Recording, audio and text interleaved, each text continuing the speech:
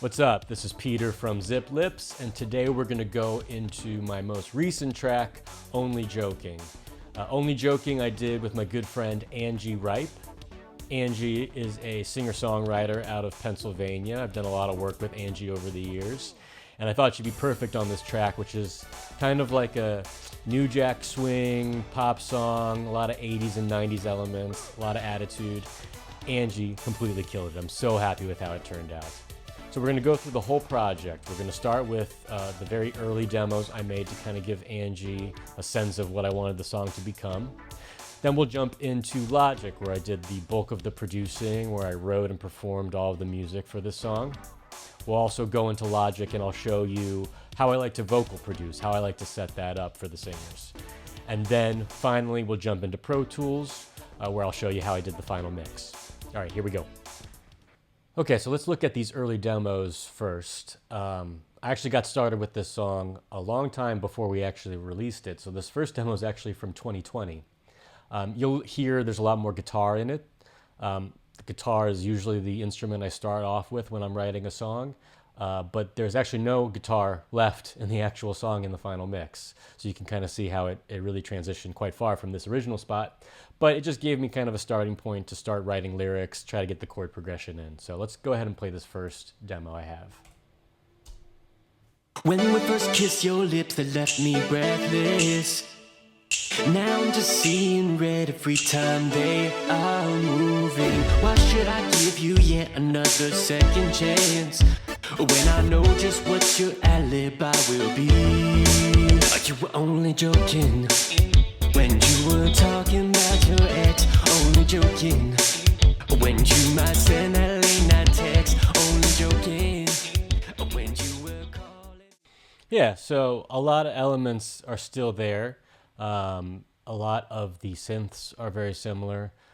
Obviously, no more guitar in the final mix, but a lot of the lyrics stayed the same. So really, the bones of the song was there even then. I felt like I think the next kind of stage was to really kind of play up this kind of New Jack Swing thing, to kind of add some more groove to the drums. And through doing that, I kind of felt like there was too much instrumentation. So I started kind of peeling that back. So with this next demo, a couple years later, you'll be able to hear more of that groove come out and less kind of, just throwing things at the wall to see what sticks.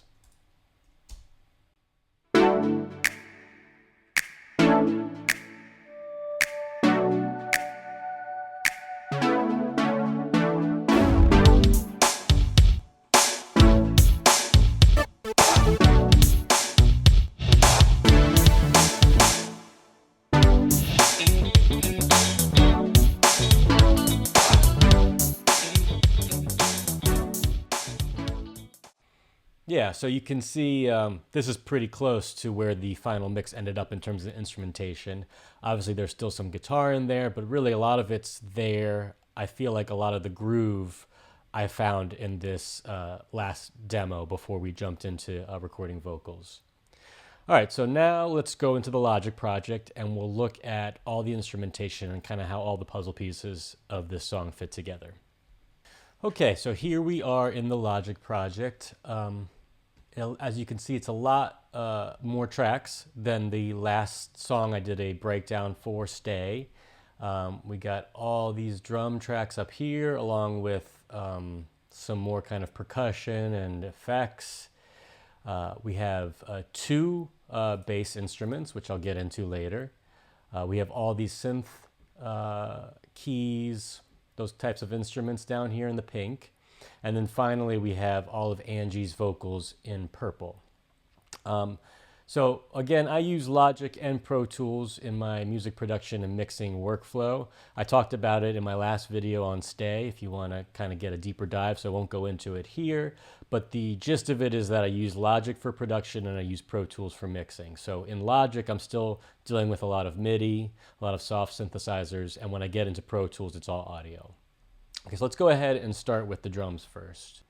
So again, I had the idea for the New Jack Swing kind of vibe for this song very early on.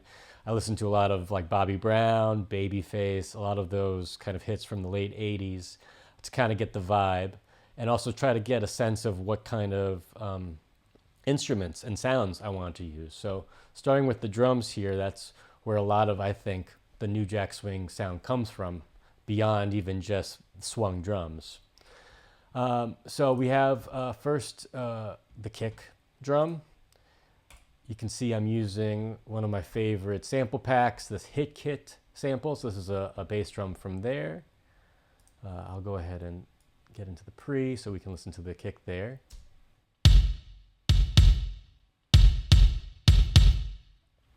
So again, really dense. I think this is kind of how this sample started. So I really didn't have to do too much treatment to it.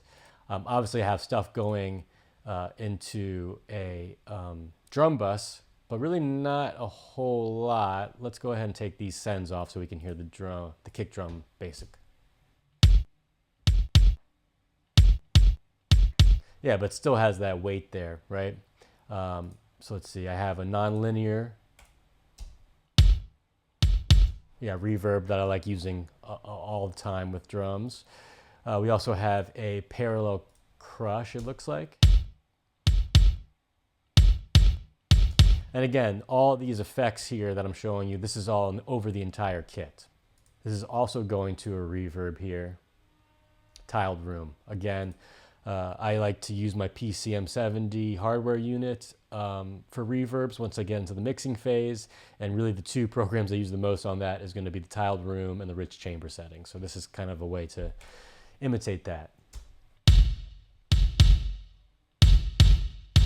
Yeah, so that's adding a lot of the ambiance of that drum kit, almost like as if it were overhead mics. But again, I'm doing this in Logic, these kind of sends to these reverbs and parallel compression. Generally when I get into the mixing phase, I'll take it off. But this is just to kind of get the vibe, especially because before I get to the final mix, I need to track the vocalist, and I want the vocalist to kind of have a sense of the whole project while they're tracking the vocals, so that they're fitting into the kind of end vision I have for the song. I have two snare samples here. One is another Hit Kit sample. Yeah, so I mean the verb on that is very kind of like, gives me that immediate New Jack Swing kind of vibe. It looks like I'm adding a little plate reverb to that, as well as Lexicon 480 plate. So two little kind of plates on top of that. Let's hear that with and without. So this is without those plates. And then with.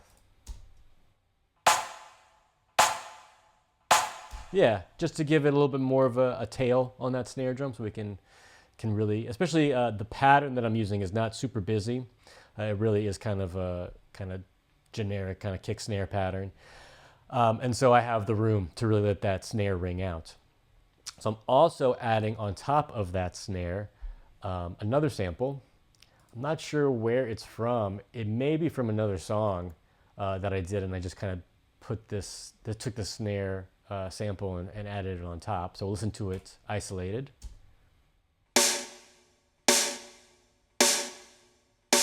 Yeah, so more of those kind of low mids, I'd say, of that snare. So that together with the initial snare. And then without. Yeah, I would say it's 50-50 in terms of those two snare samples adding to the final snare. We'll move on to this clap and this reverb I have attached to it. We'll hear that with the kick and the snare.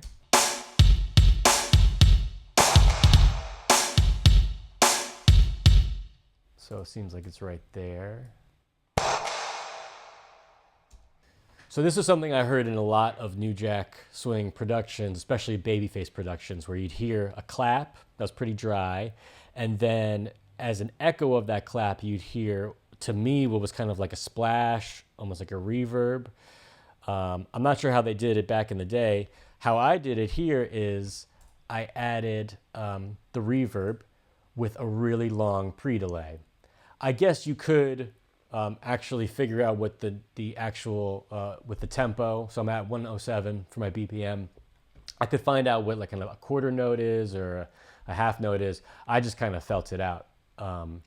So I have my long chamber tiled room reverb on the clap, but instead of it being a really slow pre-delay or a really short pre-delay, which is going to feel like it's part of that instrument, I'm really artificially moving it past when that clap hits. So let's hear it with no pre-delay first. So you can see how it'd be kind of part of that instrument. But then if I really move it forward, I think it was around 260. Yeah, it's maybe like if you were doing a clap in like a cathedral or something where it's a huge reverberation, huge delay times. That's kind of the feeling you're getting. And it's just another kind of swung, offbeat element that kind of adds to the snare and kick pattern. So we'll hear that all together.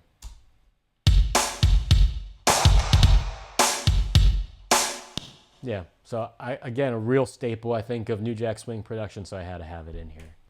Next, we have a reverse bass drum hit that I'm using to kind of lead into some of these snare hits. Let's see if we can find one here.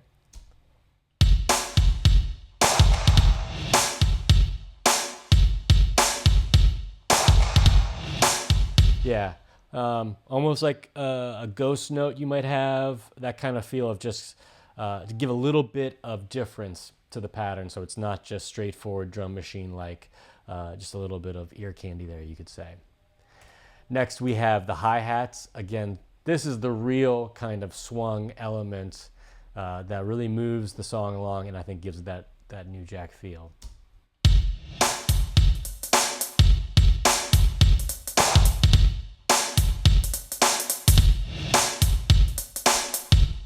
Yeah, again, a hit kit sample. Next, we have some tambourine. I think that comes only in the chorus. Let me go ahead and isolate it first. Yeah, so really it's just adding to kind of that hi-hat pattern.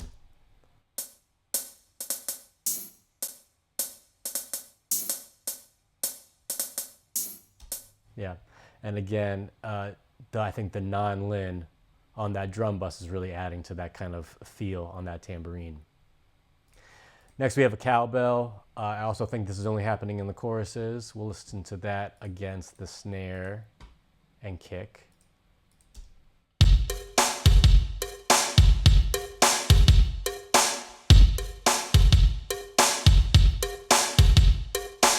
Yeah, really just offbeat. Again, just kind of give it some more kind of momentum in a different way than I have in the verses and the pre's by adding in that cowbell on the offbeats. Next, we have the snap, which is only happening, I believe, at the beginning.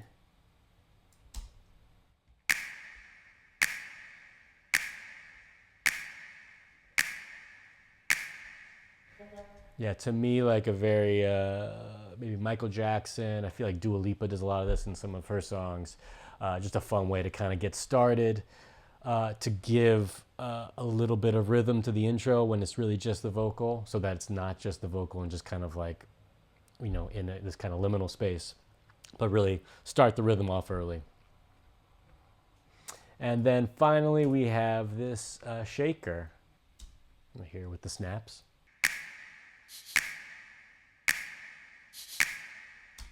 Yeah, just adding to the vibe. So that's it for the main kind of drum kit, again, that's going through this drum bus processing. Again, the drum bus processing would not have probably stayed into the final mix, but I would have used it as just kind of a draft to kind of get the vibe and just kind of the first kind of attempt at what I wanted. This is kind of a big part, I think, of the choruses, which is this Apple loop I found that is Latin pop percussion. Let's go ahead and solo that.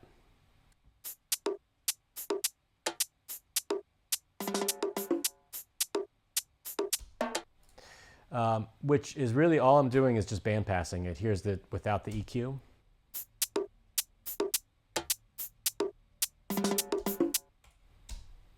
And then with.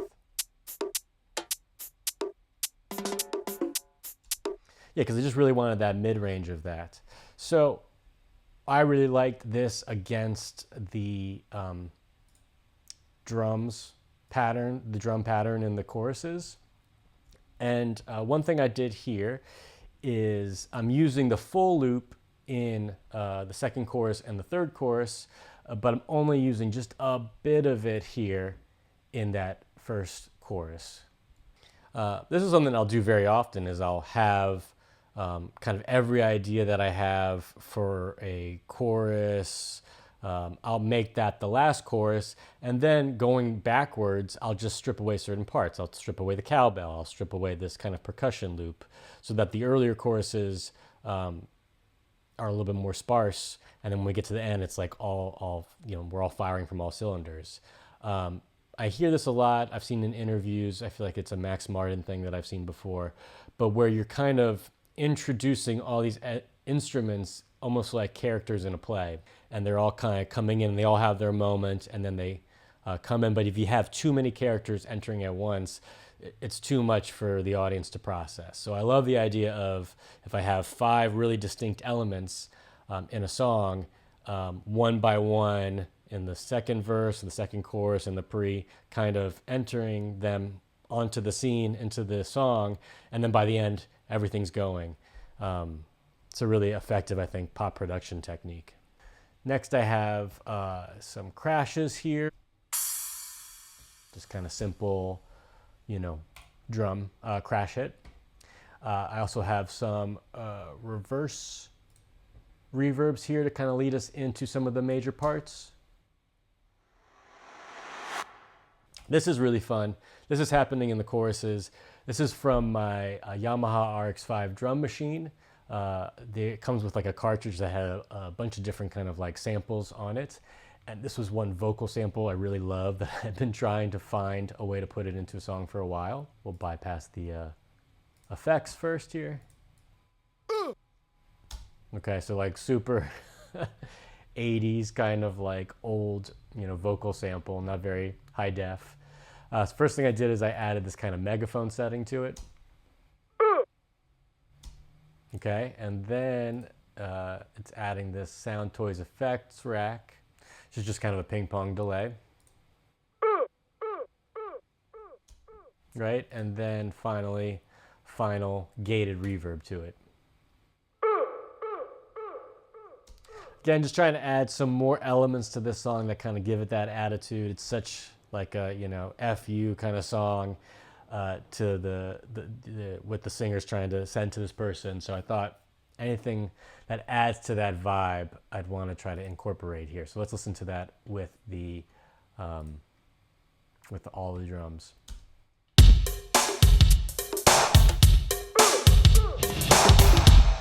Nice.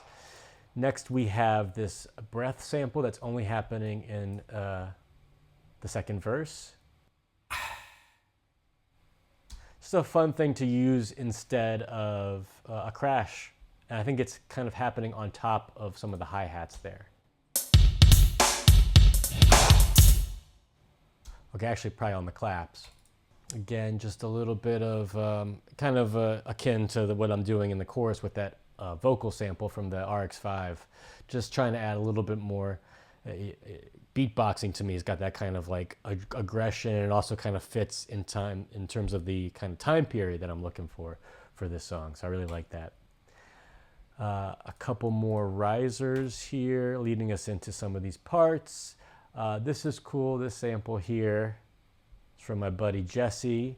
His Oberheim OB8 had some cool sound effect.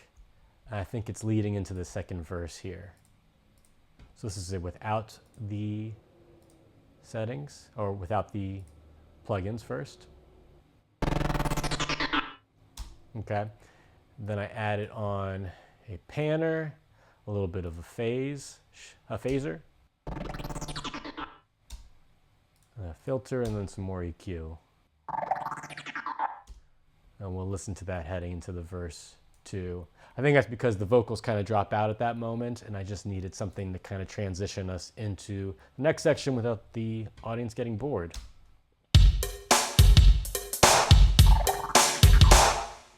This next bit is this timbale, also from my Yamaha RX-5. Just a little, I love kind of adding in some ear candy into the second verse. I think that's kind of where often the energy can kind of drop in a song. So if we can add in some kind of elements to make people kind of stop and, wait, what was that? I think that's a great time to put some of that stuff in your song. Here we got some timbale here. Gives me almost like a all night long Lionel Richie vibe to that. Some more breaths. Oh my gosh, so many effects on this one. Yeah, and now, did I need to use all of these effects to make this effect? Certainly not. But this is kind of indicative of the way I work when I'm in Logic. I'm not worried at all about trying to be efficient. I'm really just trying to get the stuff on the page as fast as I can. So if it takes 10 plugins to do that, that's fine. I'm trying to really work really quickly so I can kind of keep on moving while the idea is still fresh. And that's the reason I have these crazy plugins, which at the end of the day, I'm just going to bounce to audio before it goes into Pro Tools. And then when I'm mixing, I can work from a total clean slate. Yeah, I think that's about it. You get the idea for the effects and the drums. Let's go ahead and listen to all of that again in the second chorus.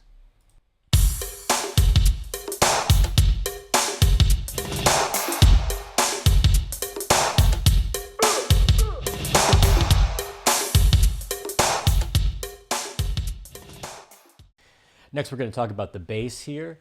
It took me a long time to get the bass where I wanted it. Took a long time to find the pocket for the song, which I thought was such a really important thing to get right. So a lot of what I did towards the end of production here, in terms of the MIDI and kind of getting that, was really making sure all the hits were where I wanted them. And not only the beginnings of the notes, but I found where the bass is dropping off was so important to kind of find that pocket where the snare drum can kind of peek through, or whatever kind of element I wanted. So I think this was one of the first songs in kind of my production journey where I really focused on getting the bass to sit right. And I felt like it turned out pretty good. I was really happy with where it ended up. So we have two bass synths that are making the synth part. I think I started with this Pro 1 patch, Repro 1, the UHE synth that I really love for bass. I used to have the Behringer copy of this in hardware. I found that this was just as good, so I just sold the Pro 1 and the Behringer hardware copy, and I've been using this and really happy with it. It looks like I'm editing in a preset that's probably already included in this soft synth that's based on the British group Yaz, who I love, one of their kind of bass patches. I know Vince Clarke used Pro 1 a lot in a lot of his instruments when he's making a lot of that music for Yaz and Erasure. I probably mostly have messed around with the cutoff, maybe the release of that. So let's go ahead and just hear that bass. Go ahead and hear it in the pre.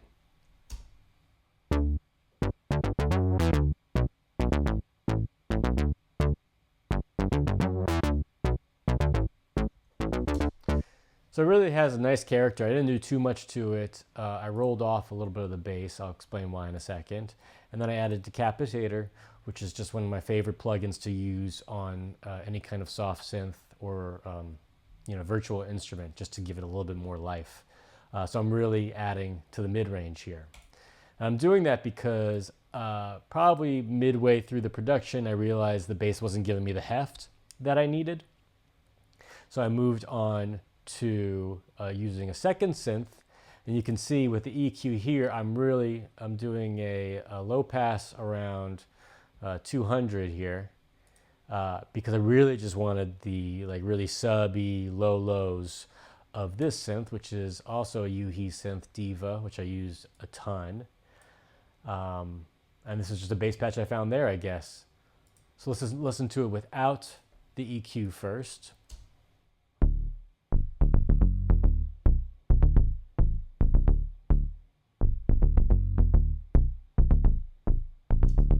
Yeah, so I thought that had the heft that I was looking for, but I didn't need that clicky part to kind of mix with what I already had. So that's why I added the EQ there.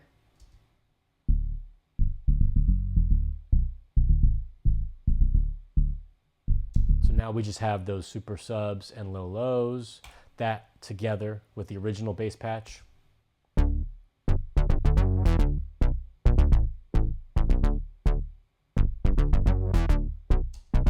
Yeah, and then I felt like I was getting the heft I was looking for from that original patch that I couldn't figure out a way to program in that initial synth, so I just added on another one. Here in Logic, I'm just using 2 EQ plugins to kind of separate the two, bass patches so that they're not adding any phase shift or canceling each other out. I'll show you when we get into Pro Tools a better way to do that with a plugin that I have that is meant for that purpose. So those 2 bass patches are then going to this bass bus. I think I just had this EQ on here just to kind of as a visualizer. I'm not doing anything. I have a couple of bass slides here as well. That looks like I'm using for my hardware Juno. Let's listen to that. Yeah, just a fun way to kind of get into the song, to kind of, again, introduce the bass as a character in this song. So let's go ahead and listen to the chorus with the drums and the bass so you can hear it together.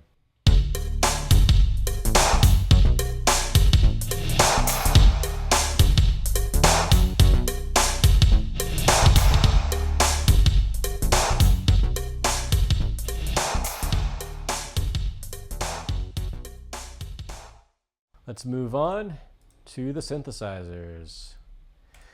Again, this is, I would say, the main instrument in the entire song, which is this kind of Oberheim inspired patch in Diva, probably from a sound set that I bought, this classic OB sound set. I think it's from Swan Sound. Really great. Yeah, by Swan. Yeah, so I have this classic OB, I have this modern OB. This classic OB sound set is fantastic in terms of really making Diva sound like an Oberheim. It sounds really hardware to me. I think because it's very simple. So it's really a good base to start on, then you can kind of add effects or whatever you want to do on top of it. A lot of presets you might buy on the internet often are like just loaded with effects. Because they're kind of trying to sell the set, obviously, with a lot of kind of spark and, spectacle. But it's hard to find a sound set that's really just meant, I think, for, those basic building blocks that I think are really crucial. So yeah, so this is, especially when I start moving away from using guitar in the song, I really needed an instrument to kind of serve as that just stable bass throughout the entire song. You can see really just playing some blocky chords through the entire song. Nothing too fancy, but really just to give it that momentum, because I felt like the drums, the vocals, all these little extra parts are going to kind of be all over the place. There are going to be a lot of swung elements, so I need something to be that bedrock. And I chose this OB patch to do that. Here, I'm going to take off these effects and sends to begin with. Okay, let's go ahead and listen to this Diva synth in the pre without any of the effects.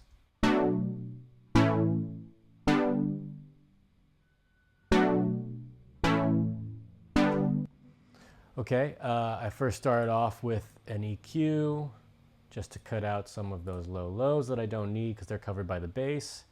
I added on Dimension D, which I love on synths. And then finally Decapitator. Again, that's probably always going to be on any of my soft synths just to give it a little bit more life. I feel like you can really hear that Dimension D, that chorusing in the tail of that synth, of that release, which is really nice. And then I have a verb that looks like it's being automated onto that part, and then an eighth delay, which is really adding to the groove, I'd say, of that synth.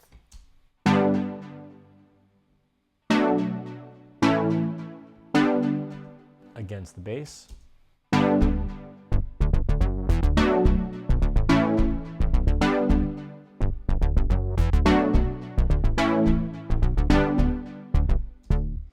And then I also have this little reverse synth Yeah, you can see it's reversed here, where I bounced one of those key hits, reversed it, and that's leading into that first verse, it looks like. Yeah, just to give it a little bit of a pickup kind of movement in that part. I also have this, what I call the spooky synth in the very beginning as well. That's just a, again, this is turning into a commercial for these Yuhi synths. This is their Prophet 5 emulation. And then it just needed just a little kind of like pad kind of thing in the beginning there.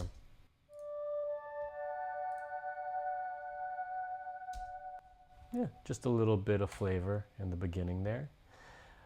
Then this is my favorite part actually, or I call it the Juno Blast. So in this song, I'm using basically a mixture of soft synths and then my hardware Juno 106 that I think finds its way into every Zipped Lips production. And so probably what I was doing is I was just looping the verse progression over and over again and just messing around.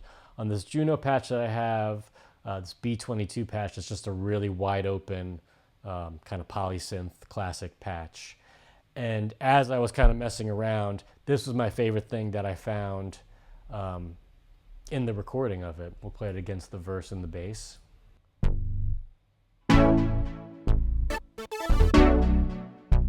Yeah, I'm not even sure what I'm playing there, but it was a really cool part that just kind of came up from just kind of improvising. So I threw it in there, and I'm not doing too much to it other than, looks like an effect rack, liquid vibe, just a little tap delay. That's probably, yeah, 50% wet, so really not doing too much. A late addition into this song was I was struggling to kind of find something for the pre-chorus leading to the chorus. It felt a little empty, and it didn't really have, it was losing a little bit of the groove, I felt, coming from the verse into that pre-chorus and then back into the chorus.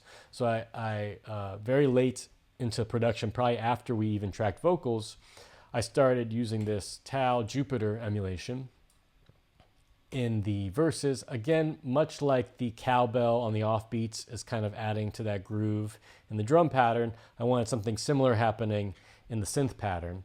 So these are these Jupiter brass plucks. Again, this is the Jupiter emulation from Tal Audio. And I'm adding onto that a little bit of this RC20 retro color just to kind of wash it out a little bit, also to cut a little bit of those highs. And I'm doing again with the channel EQ, I'm also, or again, band passing it. I just really want that mid-range element. Again, this is because it was coming in so late in the mix. I felt like the frequency spectrum that I have, I was really happy with, and I didn't want to add any kind of full fat synthesizer that was going to mess with that balance. So that's me. That's the reason behind band passing that. I'm really cutting out all of those low lows and high highs, is I just want to hear the notes, but I don't want it to mess up my balance of my mix. So let's hear that with the bass, the main keys. Here we go.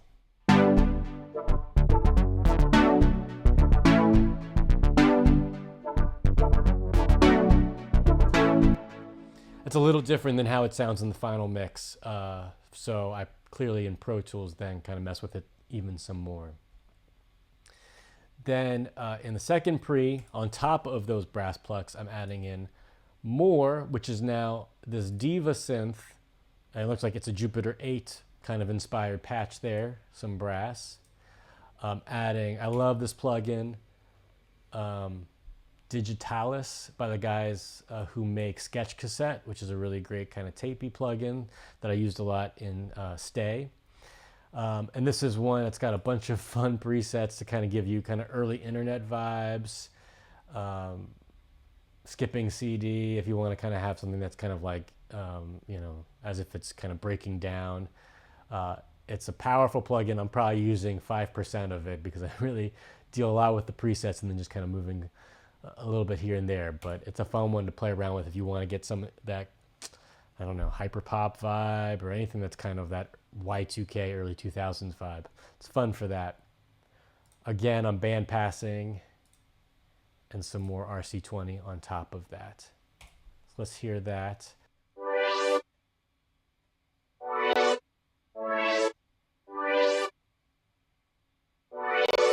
Yeah, super fun. Next I have these D50 patches from my Roland Boutique. These are just in the choruses.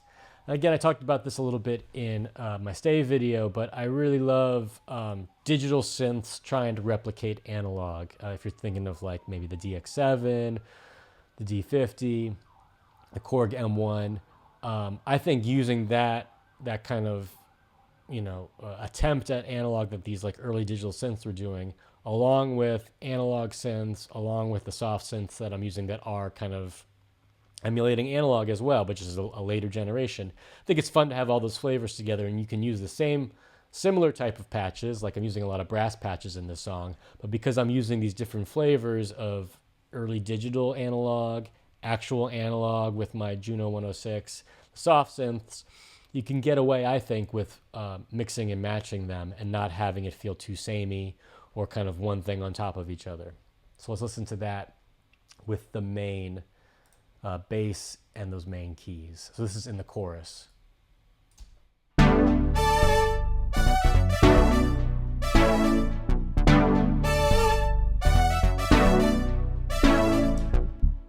And then I have another little D50 patch there in the middle of the chorus.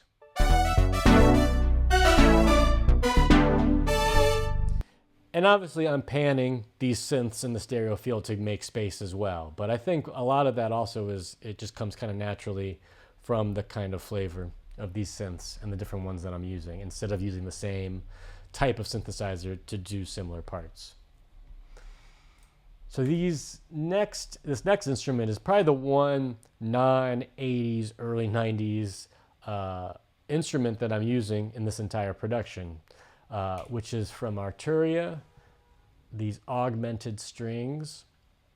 I probably got this plugin right as I was doing this production.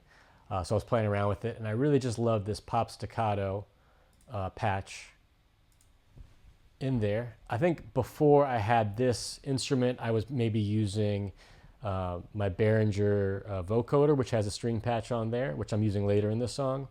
But I thought the kind of modern element, again, going back to what I was talking about with the different kind of synth flavors, having a modern element here, even though I'm also panning it to get it into its space, I think especially in the choruses, is it's just another way to kind of grab someone's attention because it's so different than what we've heard before.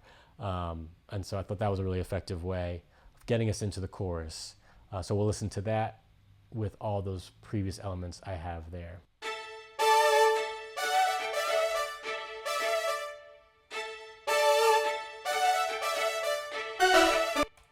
And I'm using Sketch Cassette along with the Bandpass EQ, again, just to get it out of the way and to crunch it up a little bit.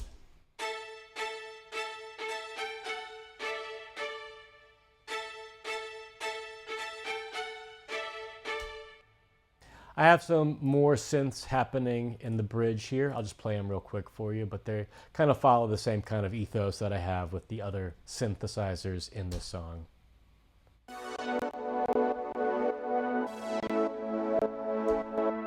Yeah, we're starting to get kind of crunchy here with the CPU use. So we'll move on from that. Then I have, again, another hardware instance of my Juno. That's kind of leading us into the bridge, and then also another element that's only in the last chorus. That's kind of this twinkly synth that I thought just we needed something to kind of lift us up into the atmosphere at the very end of the song. We have the key change right after the bridge that's also doing that, but in terms of the actual kind of instrumentation, I wanted some really high-end element. A lot of times I'll put in a pedal tone of a synthesizer that's just playing maybe the note that's the key of the song to kind of just it's kind of more felt than heard. This time I'm doing just a little kind of twinkly thing. Instead, I used a lot of arpeggiated synths for this purpose, but we'll listen to it here.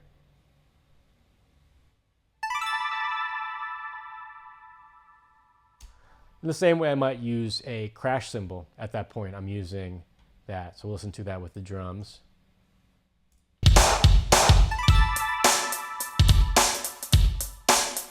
Again, something that's really telling us, okay, we're moving into a different part of the song, a different area here. And then I have it again at the end.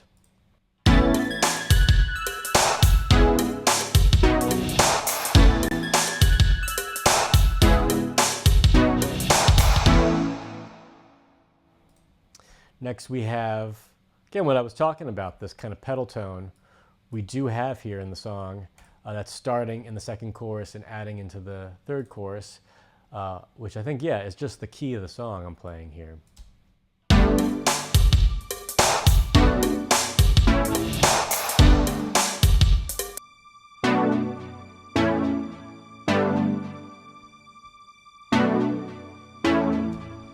And that would have been my Behringer copy of the Roland vocoder from the 70s that has that choir, the vocoder, the strings on there. I think I tried messing around with the choir here, yeah. But I don't think I'm using it except at the very end there. Yeah, I didn't love that, but the strings are really great on that instrument. So you could hear it at the end here.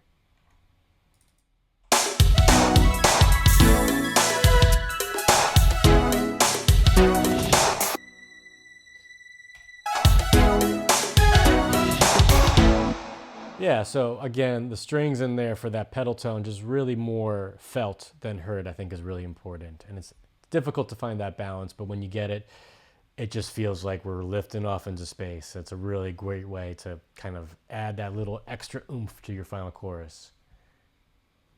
That is basically it for the synthesizers. So now we're here into the vocals.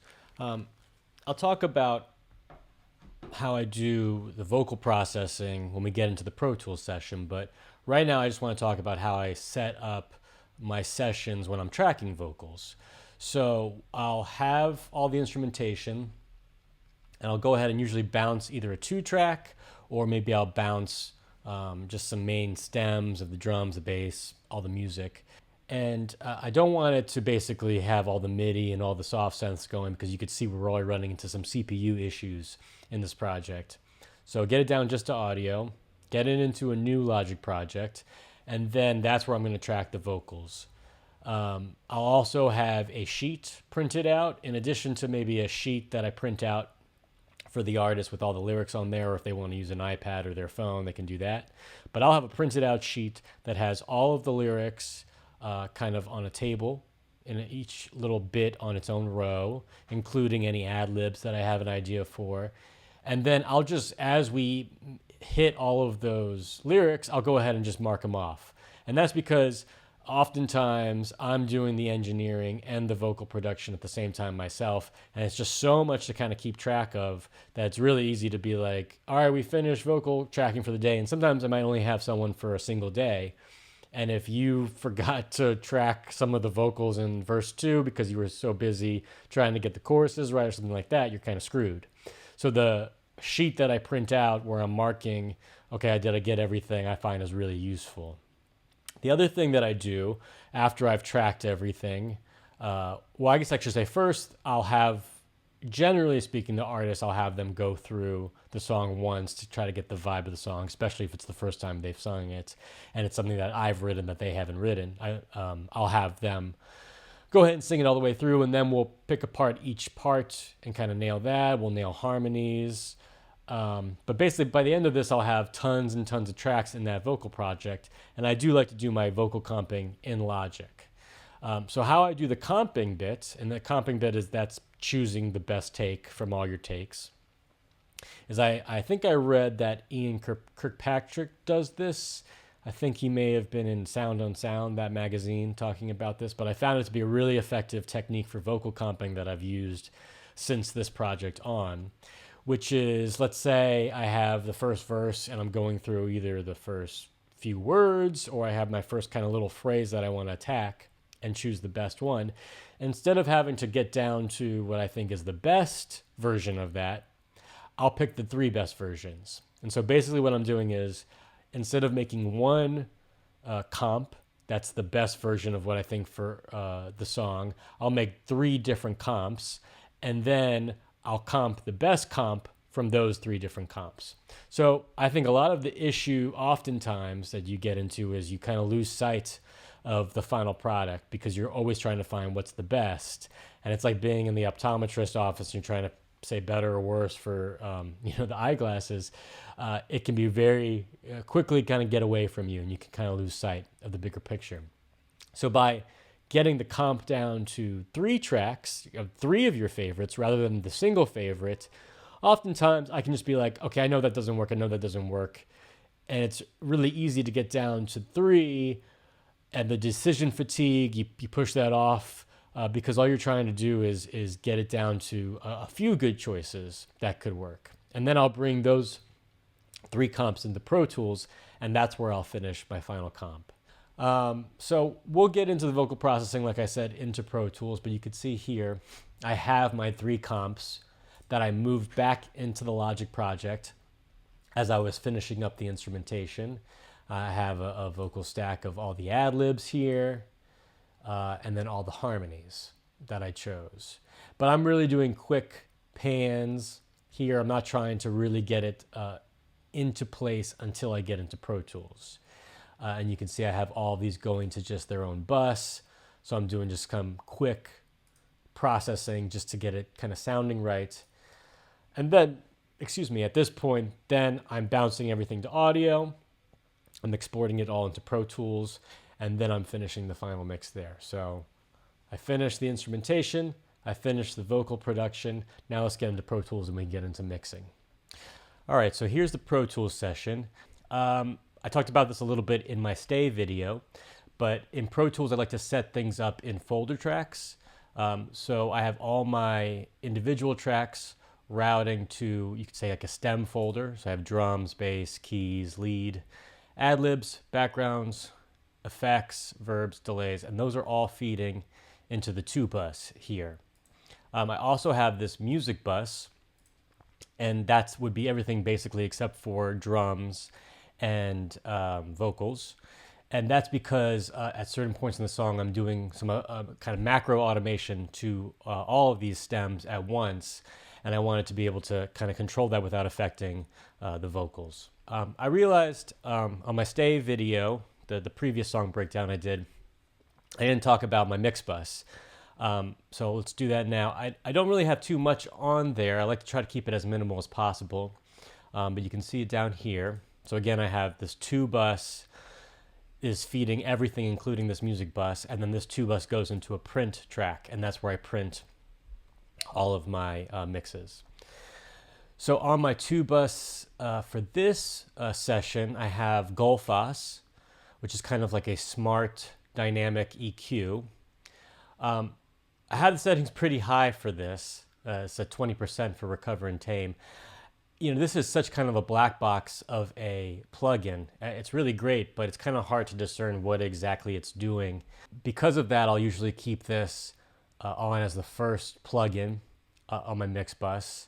And I'll usually have it on for the entire session. I'll leave it on so that I'm mixing into it, rather than some of the other plugins I might have on my mix bus. I might only add on at the end if I have a really clear picture of what they're going to do to my track. For something like Golfos, I want to be able to mix into it because I want to be able to impart its flavor, its color onto my track as I'm going and mix with that in mind. So we could just hear with and without. I have the drums, bass, and keys right now going through the 2 bus. So this is with and without.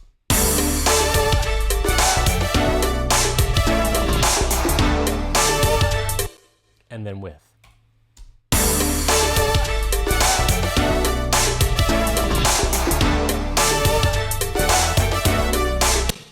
Yeah, so it's somewhat subtle even at these high parameters here. But to me, it adds a little bit of low end. Low end in kind of my small mixing room is always something I'm always going to be struggling with. I mix on headphones. And so that's kind of like a little bit of a safety net where I can feel like, wherever I end up with the low end, I can have this kind of shape it even further. And obviously when I send it to mastering, that's always a big ask for me to my mastering engineer is, I know you have a better room than I do. Go ahead and really listen to the low end and make sure I have it right for this kind of genre of music. So that would be Golfos. Again, I leave that on basically the entire time I'm mixing. Next, I have this SSL compressor. Now I have Audioscape's hardware SSL comp copy, which I love. I've been just starting to use that. But before I had that, I used this Waves SSL bus comp plugin, which I think is one of the cheaper ones. I think it does a great job. I'll always keep the attack at the slowest setting, 30 milliseconds. And then with release, I'll either have it on auto release or 0.1 milliseconds for the song. I'll play around with those. And then ratio will either be 2-to-1 or 4-to-1. You don't want to compress too much, at least for my purposes. So we'll go ahead and bypass that first.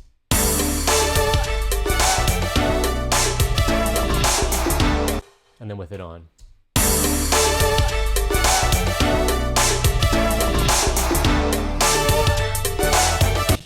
Yeah, so it's not doing much at all. I mean, that's maybe like 1 or 2 dB of gain reduction there.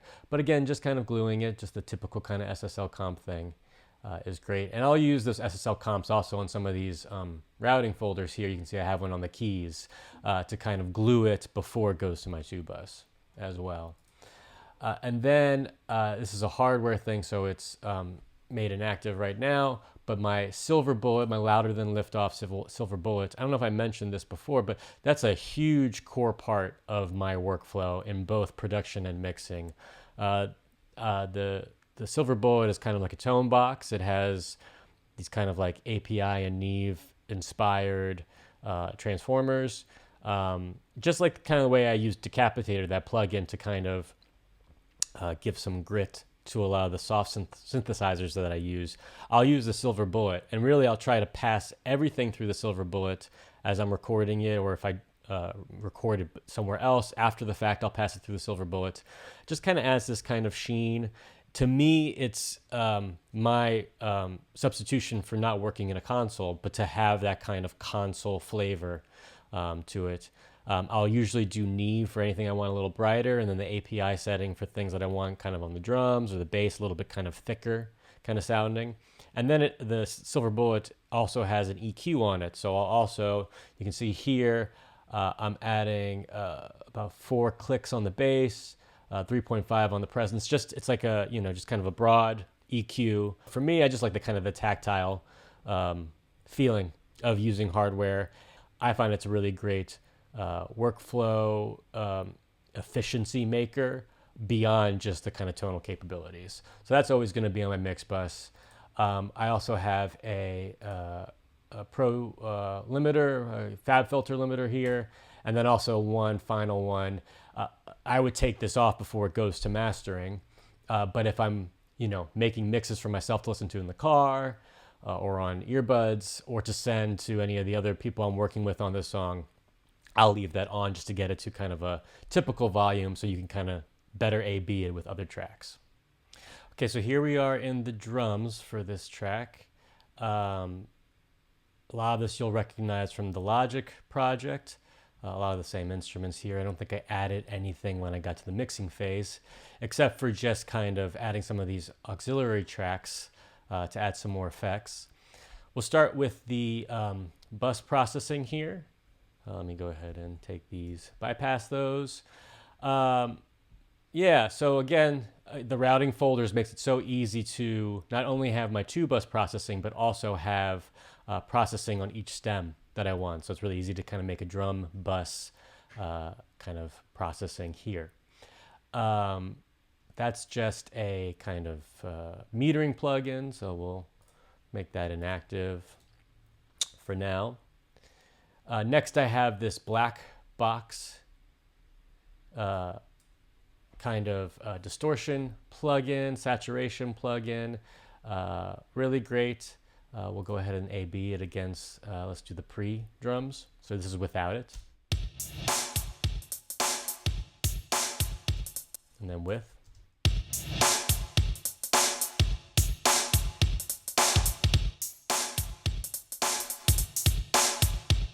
Yeah, so beyond just the little bit of a gain boost there, it really thickens up the kick drum to my ears. Next, another instance of Gullfoss.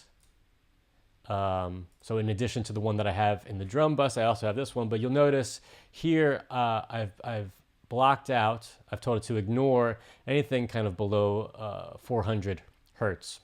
So this, I really just wanted to, I think, add some more kind of highs to the drum kit. It was probably sounding a little dull to my ears. So we'll listen to it off and then on.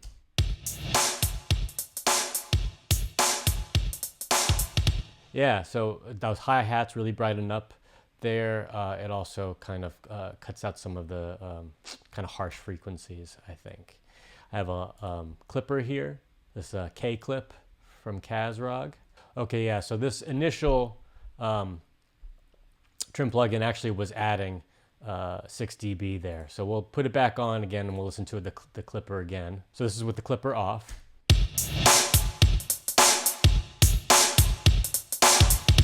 And then on.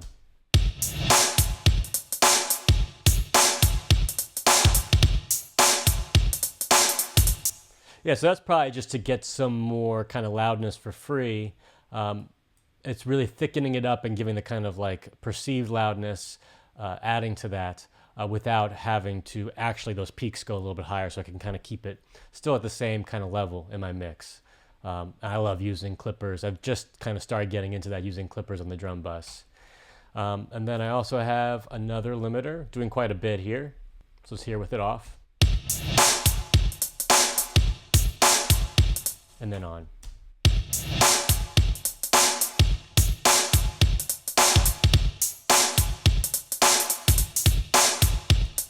So yeah, even though I have it coming after a clipper and you think it's probably not, there's not too many peaks left after that, instead of having one clipper limiter doing the bulk of the work, trying to kind of do it in piecemeal a little bit here and there. And then finally we have this cassette transport plugin that I think I'm just automating just in this moment here.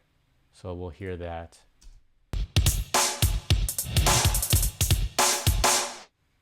Yeah, really subtle there, but that kind of like tape stop action. I'm using that a lot throughout this song.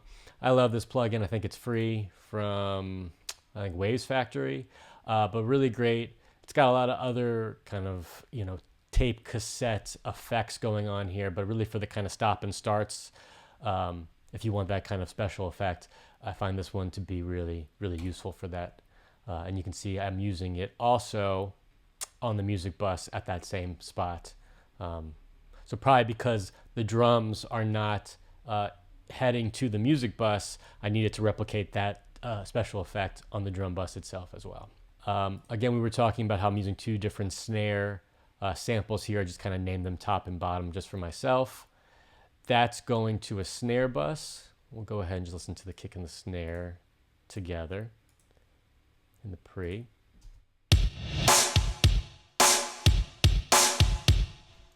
So the snare bus is sending things out to this reverb here, the snare reverb, which is that non-linear I was using in the Logic project. I replicated here in Valhalla Vintage Verb. After that, I'm trimming it. Oh, I'm actually raising the volume of that reverb. And then that's just a visualizer. Just look at the EQ. And I have this crush. So it looks like I'm kind of doing kind of a parallel crush thing going on. That's all buttons in on this 1176 plugin. So this is without. And then with.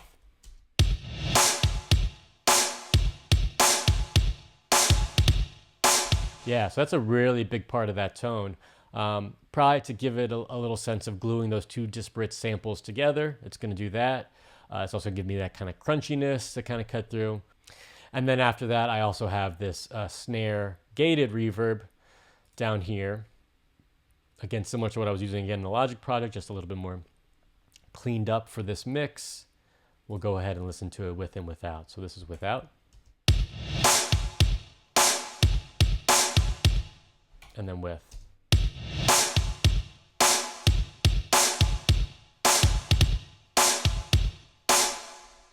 Yeah, subtle, but I think, again, because I have a very short pre-delay here, it's instead of giving me more of a reverb feel, it's really adding to the tone of the snare drum itself. Again, thickening it up, kind of having it be able to compete with the kick drum with how thick the kick drum is. And that's all going to this snare sum bus, which has yet another clipper on top of it. And then that's going to the nonlinear reverb I have that's feeding the whole project. It looks like another chamber. Okay, rich chamber. Again, sometimes I use my PCM 70 that I have. Other times, this Valhalla Vintage, emulation of it is great. And then also that's feeding this drum crush bus down here that I'm using for most of the kit, not all of it. Again, Soundtoys Devil Lock I'm using almost always on my drum bus somewhere. I really love the sound of this, and especially this preset, the Drum Giant Sizer. Yeah, so we'll mention this perk loop here. Let's go ahead and listen to that. Here I'm using one of my favorites, Sketch Cassette. Doesn't seem like I'm doing on this default setting. It's still pretty, not adding too much, maybe a little bit of saturation here. We'll listen to it on and off. This is with Sketch Cassette off.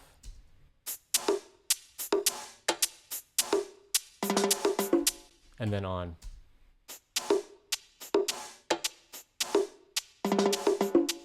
Subtle, I'm guessing maybe more is kind of coming out of this drum crush send.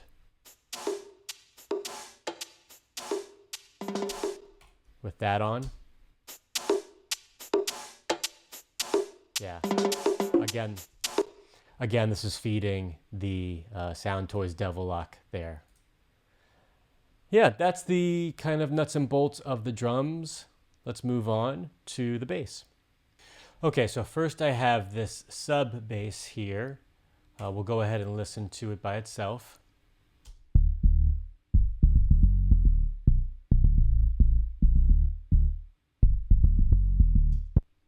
Okay, and that just has a low pass filter here, set around 575 hertz. Again, it's probably not really much happening in these higher frequencies anywhere, but I wanted to really just make sure all I wanted was the sub frequencies to add to this bass bus. I'm probably also, before I printed the sub bass to go into Pro Tools, I probably sent it through my Silver Bullet, again, just to do the same thing that I would do with the Decapitator plugin, just give it a little bit of that sheen, a little bit of that grit. But otherwise, that's pretty similar to what it was in Logic. And then I have the higher pitched, higher tone bass. And from that, I duplicated it. So this is the same recording. And then I'm using this plugin called Gaffle. And you can see if I click on these two, they're both connected. So this first instance of Gaffle on the synth bass is only going up until about 330 hertz. And then the second bit is all the frequencies above that. So that's great. And again, I was using something kind of similar to that in the Logic, where I just had two kind of EQ curves. This is just a bit more sophisticated, simpler way of setting that up. But because I've done that now, I can add a saturation plugin on the higher bass, the higher tone bass, and just the high frequencies of that. Because again, I already have this sub bass that's adding to the sub frequencies. I didn't want to add a saturation plugin on the entire spectrum of the other synth bass, because it would just kind of muddy it up. I already have enough going on in the subs there, and I just wanted to have this bit just to kind of cut through on smaller speakers, on earbuds. So this is a great kind of trick, so that you don't have to feel like all your processing has to kind of cover every part of the spectrum. It can just kind of affect the various particular frequencies you want it to affect. So let's first listen to the sub bass and the initial other synth bass, just in those very low frequencies below 330 hertz.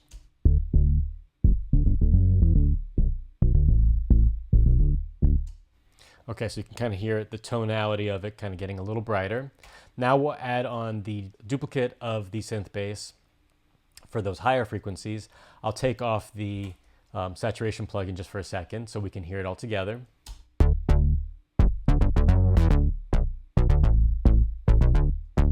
And then now we'll add on the saturation plugin as well.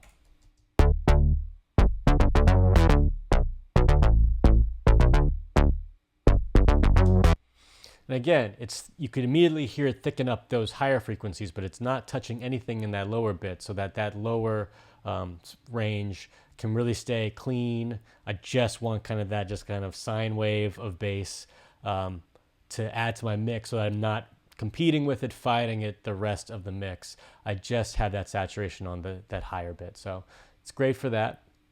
And then all of that, again, the bus and that bass slide are also feeding my bass folder bus as well, which I have another limiter doing quite a bit. So I'm guessing I'm using these limiters here on the routing folders really to get the as a kind of gain structure, so that when it hits my tube bus, everything's kind of where I want it. So let's go ahead and move on to the keys and we'll take a look at that.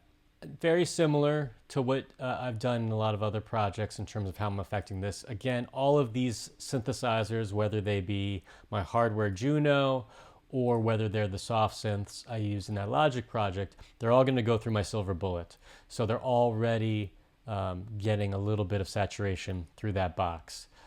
Even so, I'm still adding decapitator on a lot of these, which kind of is probably just out of force of habit. I'm almost always for synthesizers going to be using this N button, which is kind of the Neve emulation, maybe adding a little bit of brightness with that tone knob. And you can see here, I've added yet another bus before it goes to my main keys bus. And as I mentioned, I have this SSL compressor on top of everything, gluing it.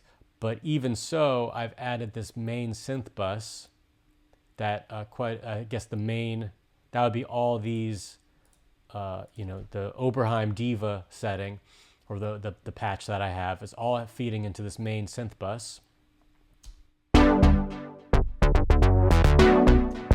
We'll go ahead and mute the bass for a second and we'll look at this chorus here.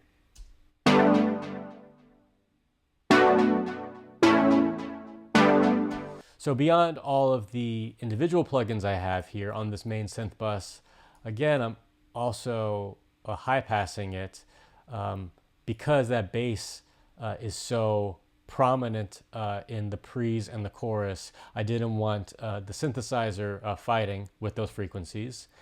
And then I'm also adding this Apogee soft limit plugin to just get me a little bit more gain here, kind of thicken it up without having to actually have the peaks raise, but really just kind of the perceived loudness, having that increase. So we'll go ahead and listen to it without the soft limiter here.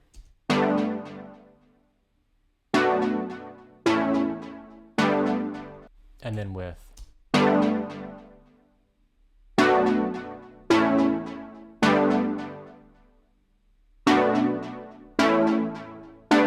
So you could see just a little bit of gain reduction there, maybe like around 3 dB. But to my ears, the RMS, the perceived loudness is getting much louder, but I'm not having to lose any headroom in the mix. And this is one of the first projects where I tried to mess around with clippers and limiters in a more creative way than just strapping one on my tube bus just for loudness, but really using them the same way I would use that SSL compressor to kind of thicken up places, to kind of raise kind of the lower volume parts of those instruments and thicken things up.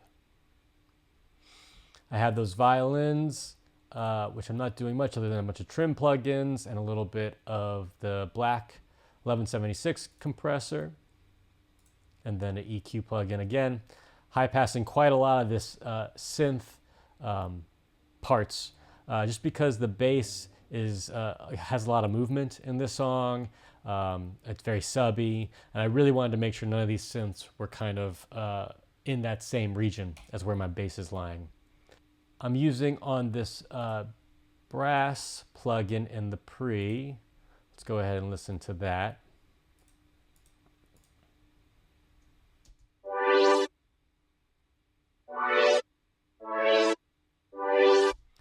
I'm using this lo-fi plugin, adding in a bit of distortion. I've used this before to mess around with the sample size of things. This plugin's so great. You can use it just from the kind of distortion and saturation perspective as just kind of like a tone knobs. But you can also use it in a bunch of really creative ways. I've talked about it in my previous video. But we'll go ahead and listen to it with and without this lo-fi plugin. So this is without.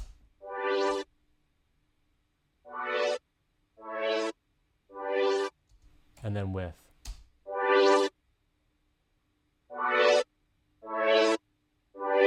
Yeah, so getting a bit of just loudness out of it.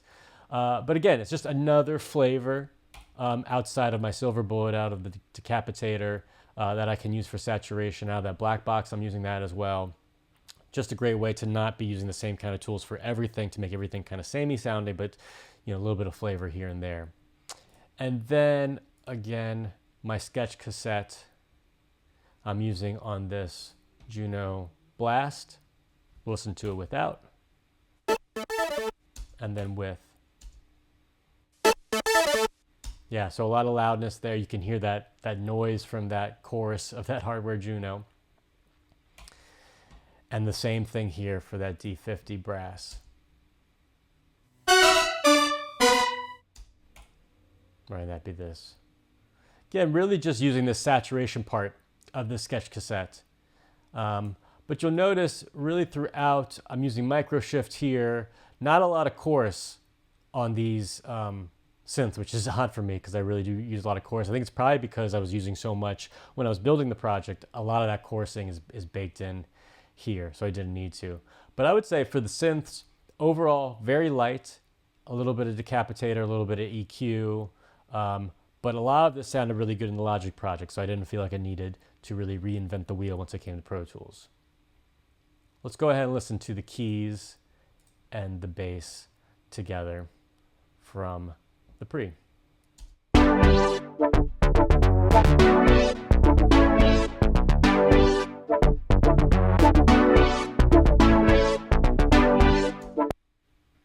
All right, now we're here looking at the lead vocal, the main attraction, I'd say, of this song. Angie did such a great job. So again, I was talking about it before in this video where I have my 3 comped files, or 3 comp tracks. They're all going to go into Pro Tools in a playlist.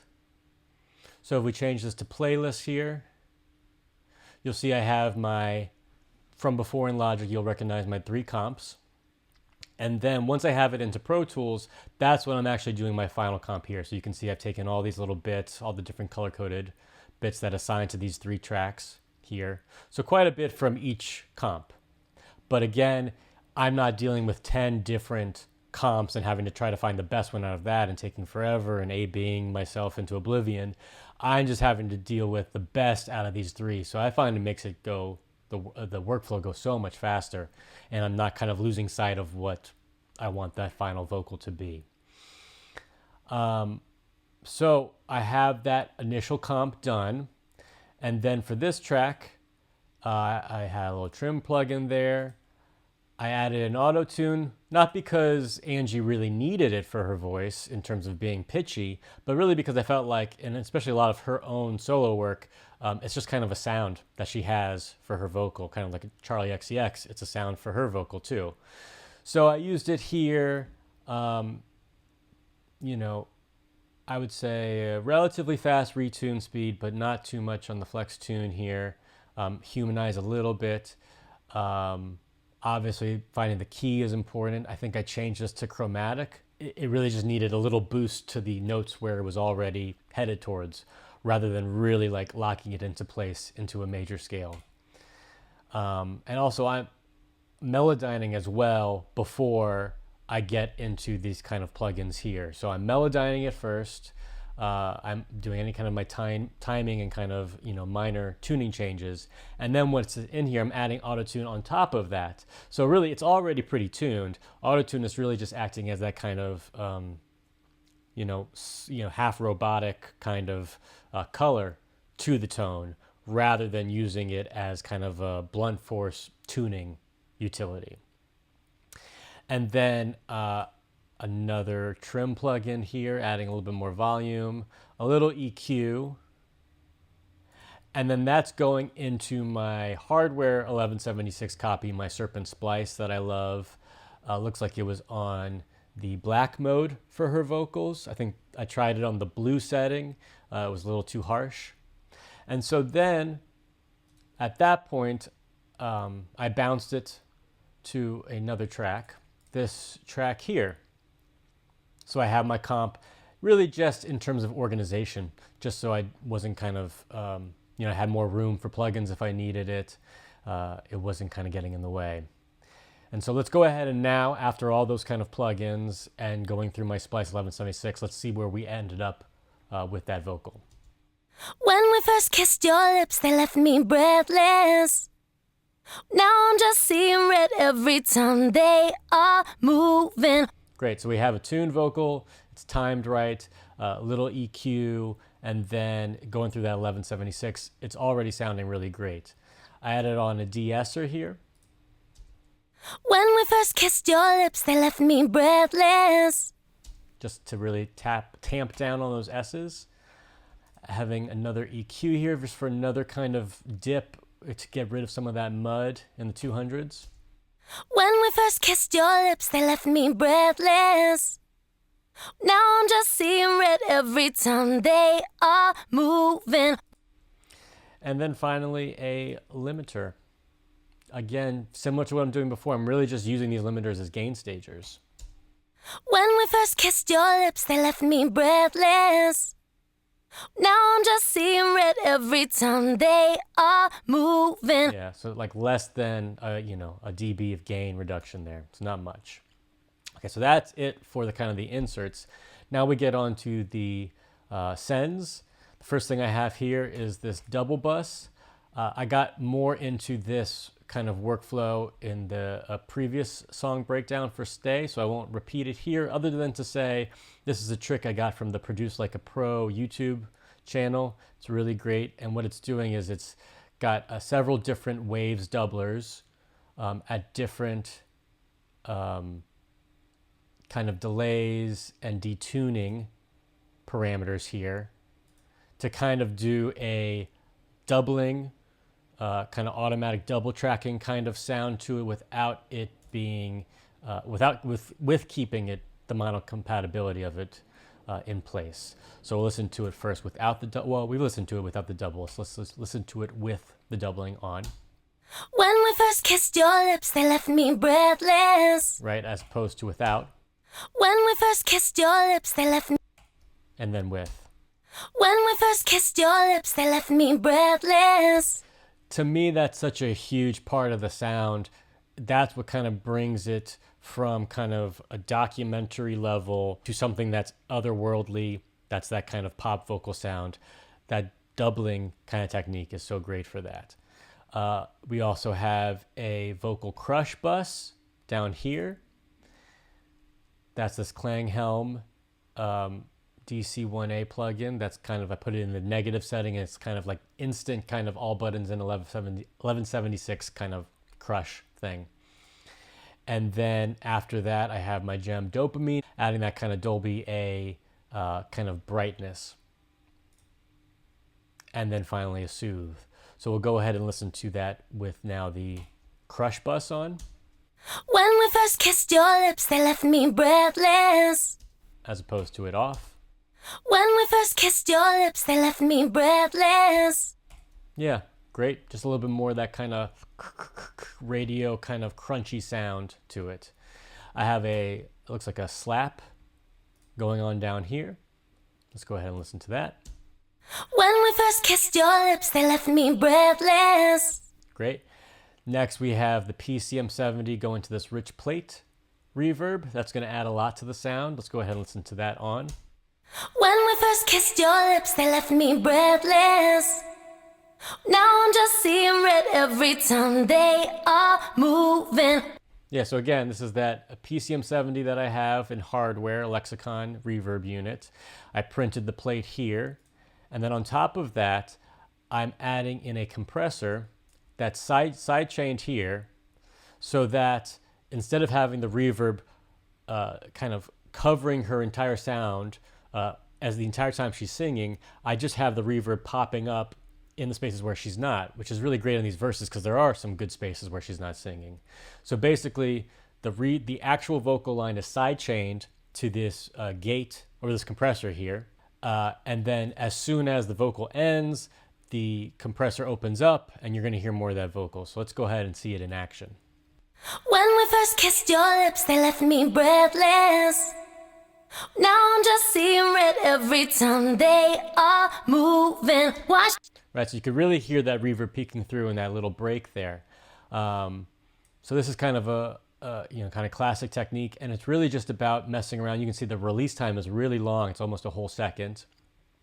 It's messing around with the release time really and the threshold to kind of figure out the how I want that reverb to kind of bring back in, so it's not really like all of a sudden, but really kind of a gradual kind of opening up. Really great way to keep her vocal really intelligible without having to cover it and drown it out in a lot of reverb. So that's it for the lead vocal in terms of the processing. I also have some throws here using an echo boy on an 8th note. That's heading into a gated verb, it looks like. We'll listen to that here.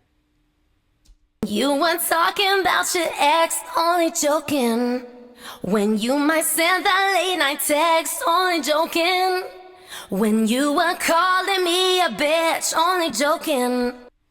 Yeah, so you can hear it. It's almost like it's just adding, it could probably achieve a similar effect just by automating a reverb mix control and adding in some extra reverb at the ends of those lines. So outside of the side chaining that I'm doing to my plate reverb down here, I'm also adding in this pre-chorus a couple of throws just to really, again, have that reverb or the sound of an echo reverb kind of bloom in those moments, just to give it a little bit more flavor, to make it not so straight ahead. Again, with pop music, I want to kind of engage the listener every few seconds, especially with the vocal. I don't want to keep it so straight ahead. And then in the chorus, I just have some doubles left and right. These are hard panned.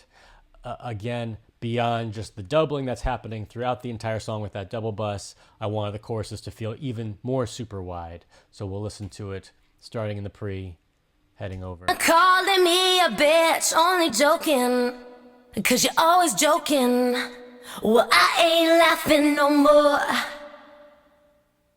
No, I ain't laughing no more. Yeah, really great just to kind of make it extremely widescreen in those moments. And to really make those doubles pop through, I'm adding in just a tiny bit of OTT on there. And then a decapitator. Again, not much either, but just a little bit more just to make it really peek through. Let's go ahead and listen to that with those plugins off first.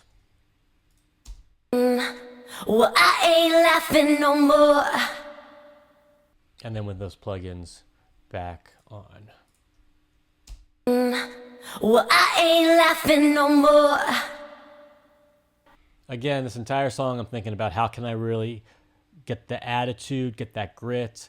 And again, a lot of that's going to be in terms of what I'm doing during the mix phase. It's a lot of saturation, feeling like we're really overloading these compressors, overloading the console. We're getting to that point where it's a really, and that is kind of the FU moment in the song, in that chorus. I really want that to kind of jump out of the speakers. And so I'm achieving that with a lot of compression, a lot of saturation. Next, we have the ad-lib folders here. Again, I guess these are very similar to what I'm doing with her lead vocal. Obviously, I want it to feel a little bit different, but still in the same ballpark of where that is. And again, I'm using OTT a little bit more here. Again, because it's going to be lower in volume. So because of that, I want it to still be heard and intelligible. OTT is a great way to kind of slam it. I don't need these to feel super natural in that regard, so I can really play around with it. And here I'm automating the pan, it looks like, in certain parts, just to move it around the stereo space, messing around with the trim. We'll listen to a couple of them here in the chorus. Laughing no more. Laughing no more. No, I ain't laughing no more. So walk your ass out that door. 'Cause I ain't laughing no more. No more. Yeah, and I think that is mostly just adding on this kind of slap delay here, is adding quite a lot to it. I get the same slap I'm using before, but probably just sending more of the initial track into that slap delay than I would be doing on the main verse. And we have a few more ad-libs here. But again, the ad-libs is a real fun place where I can kind of mess around. I'll start with whatever I have in the lead track as my starting point, and then from there, I'll expand on. Last but not least, we have the backgrounds here. In terms of the processing to the background harmonies in the pre's and the final chorus, I'm not really doing anything. I didn't feel like they needed too much. I am sending everything to a backgrounds bus where I have just a EQ, just so I can really just get it out of the way of the main lead. Not using these, and I have a hall reverb. We'll go ahead and look at that. Using classic Deverb, free with Pro Tools. I'm using the large hall here. Nothing special about it, no pre-delay. We'll go ahead and listen to the backgrounds with and without that hall reverb. Only joking. And then with. Only joking. Yeah, but pretty low in the mix. So it's really, those backgrounds are really far forward, I'd say. The hall is really just to kind of give it a bit of a kind of sheen on top of it, a little bit of a cover in the mix, so it's not just bone dry. You can see here again, kind of talking about what I was saying before, where I'll start at the end of the song and I'll kind of throw everything at it, and then for the previous sections that are similar, I might just peel a little bit away. You can see here I have two more high harmonies at the very end that I don't have in the beginning. Again, this would be after the key change as well, just to give it feel like we're really headed towards something. So it's not just kind of I'm copy and pasting all these parts, but starting with everything and then peeling back for those previous moments. It's really effective. Doing a little bit of automation here on the volume. I have the vocoder here. Again, not much, just adding in a little EQ there.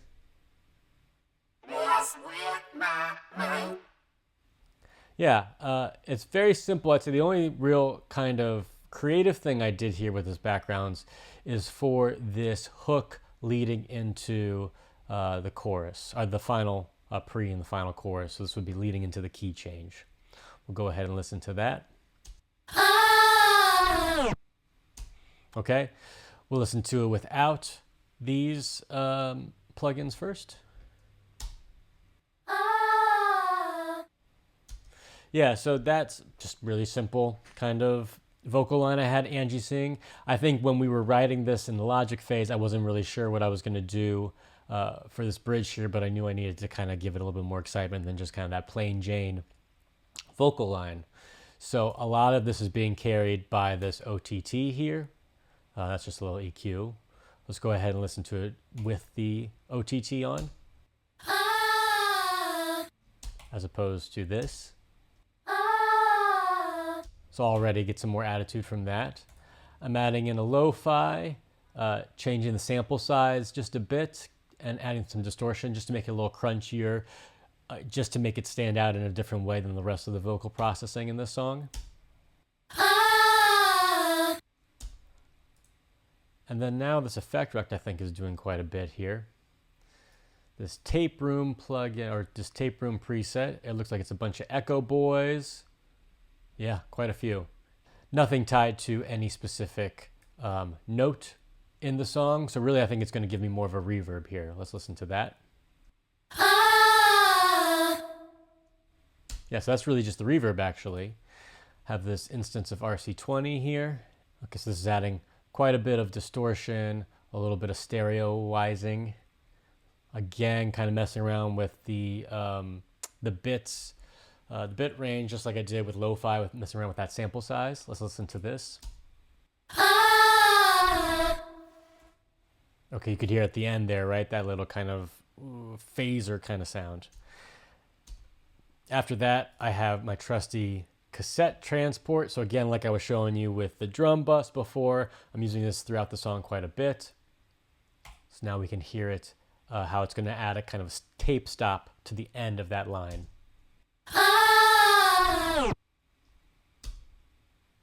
Again, just some kind of ear candy to get us into that final pre and the final chorus, after the key change, all systems go. And again, we started off with this, and we ended up here. Yeah, and that's it for the backgrounds. For the effects, doing very minimal processing. You can see a little sketch cassette there, but mostly I'm just gain staging everything with these trim plugins so I can keep my faders at 0.